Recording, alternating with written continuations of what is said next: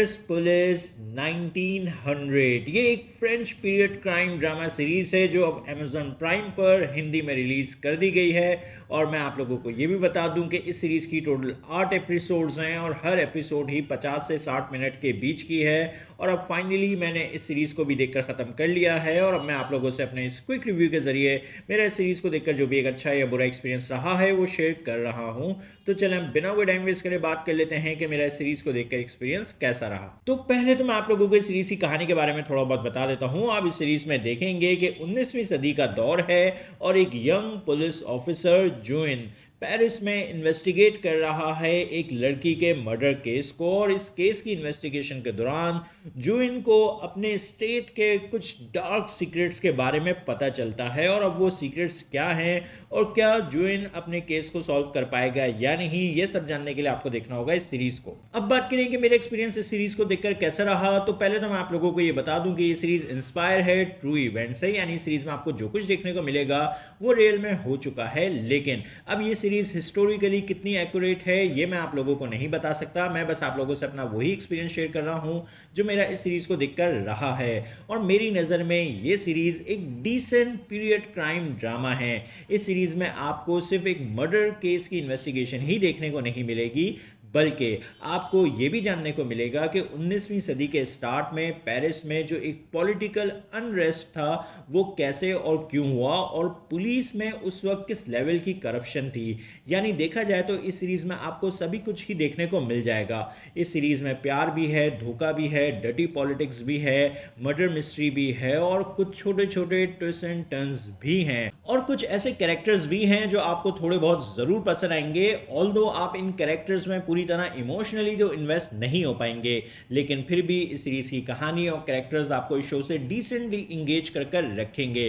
बाकी एक्टर्स की परफॉर्मेंसेस भी ओवरऑल इस शो में डिसेंट हैं, लेकिन जो शो का म्यूजिक है, जो ओवरऑल प्रोडक्शन क्वालिटी है, जो पीरियड सेटिंग्स हैं शो की, वो सब कुछ बहुत अच्छा है। अब इस सीरीज के वीक पॉइंट्स की बात करें तो अब यहाँ पर आप लोगों को कुछ बातें समझने की जरूरत है। एक तो ये कि ये सीरीज कोई एक ऐसा शो नहीं है जो अपनी पहली ही एपिसोड से आपको पूरी तरह से इंगेज कर ले। इस सीरीज की एटलीस्ट 2 से 3 एपिसोड्स लगेंगी आपका इस शो की दुनिया और कैरेक्टर्स में पूरी तरह से एक इंटरेस्ट डेवलप होने में।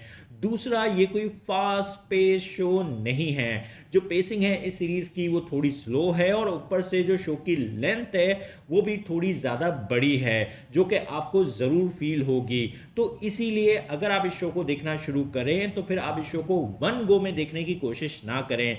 बस ज़्यादा से ज़्यादा 1-2 एपिसोड्स कर रोज़ाना देखें, वन गो में देखने की कोशिश ना करें। बाकी कहानी और कैरेक्टर्स की बात करें तो जैसा मैंने आप लोगों को पहले ही बताया कि कुछ कैरेक्टर्स और उनके कैरेक्टर्स आर्क आपको ज़रूर पसंद आएंगे, लेकिन आप इन कैरेक्टर्स से इमोशनली नहीं जुड़ पाएंगे। और जो कहानी है इस शो की वो डिसेंटली इंगेजिंग है, लेकिन कहानी में एक वक्त में काफ़ी कुछ चल रहा होता है। मतलब पॉलिटिकल ड्रामा भी चल रहा है, पुलिस प्रोसीजरल ड्रामा भी चल रहा है, मर्डर मिस्ट्री भी है और रोमांस भी है। जब इतना सब कुछ एक साथ चल रहा होता है तो इस सीरीज में आपको चीज़ों में एक प्रॉपर बैलेंस और फोकस की कमी देखने को मिलेगी जो कि थोड़ा डिसअपॉइंटिंग है। खैर, इस तरह के कुछ इश्यूज होने के बावजूद भी मैं इस सीरीज को रेट करूंगा 7 आउट ऑफ 10, क्योंकि मेरी नज़र में ये एक डिसेंट पीरियड क्राइम ड्रामा है। और आप लोगों से बस इतना ही कहूंगा कि अगर आप लोगों को पीरियड क्राइम ड्रामास देखना पसंद आते हैं तो फिर आप इस शो को थोड़ा थोड़ा कर देखकर अपना एक अच्छा टाइम पास कर सकते हैं।